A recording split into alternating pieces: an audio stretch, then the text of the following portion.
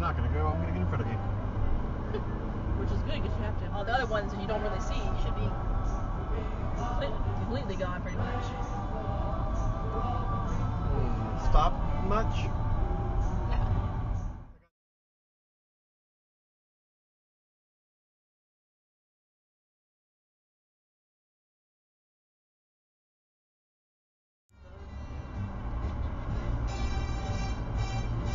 Oh, you haven't been in Whoa! there. Did you see that maneuver? They started to go over and then.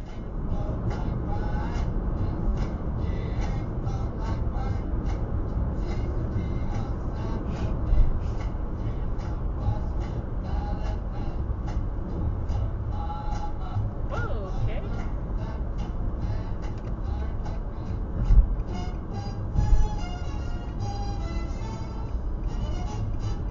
I had to break down and get my oil change. Whoa!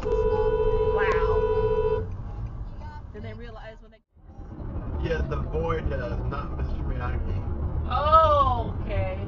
Because remember, he sat down the first time he would use the chopsticks. And he's trying to catch the fly and he can't. So the kid tries it. First try, thump. Oh, okay, I thought Mr. Yeah, I remember. And then Miyagi had this look at his face like, what? See, I totally.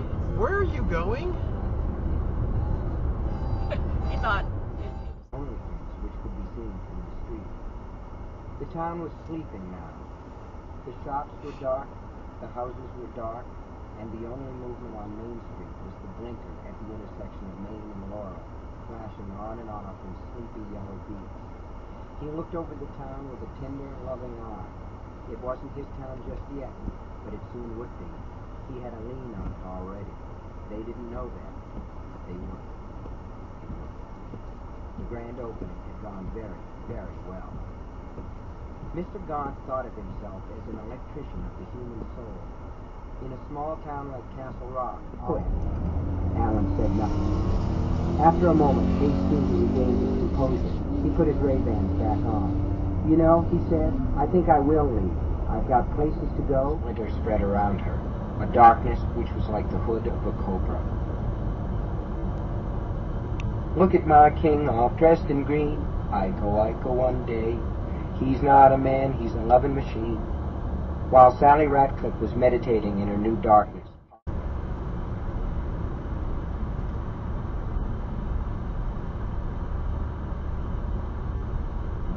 And that was all that did. Ace opened the door, put the book with the precious map inside it on the seat, then pulled the keys out of the ignition. He went around to the back of the car and opened the trunk. Yes. If she ever tries anything like that again, she will pay. Yes.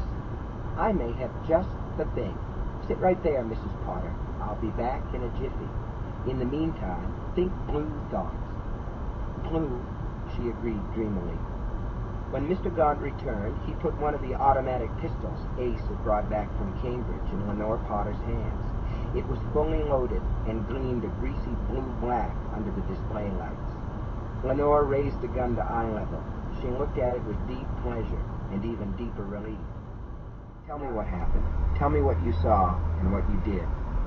I came to see if they wanted their driveway shoveled this winter, the boy said in a mechanical, rote voice that frightened Alan badly.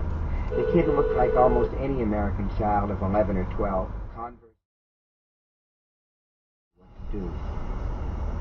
Buster listened and began to smile.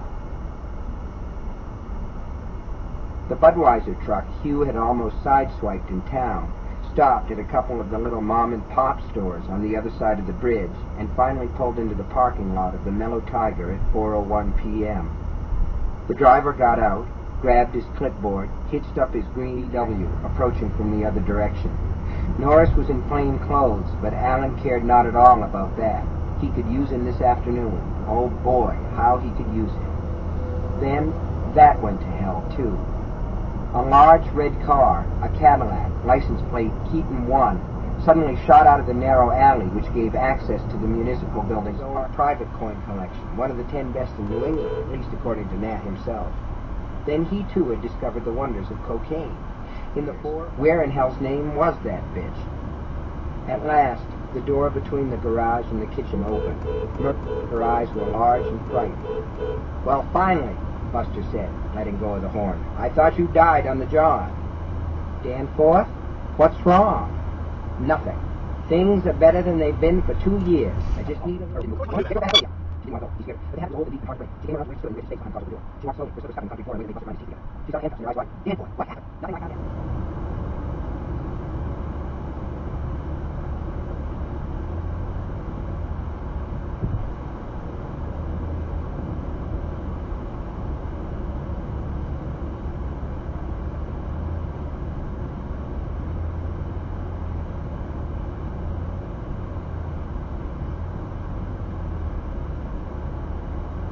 Make up your mind.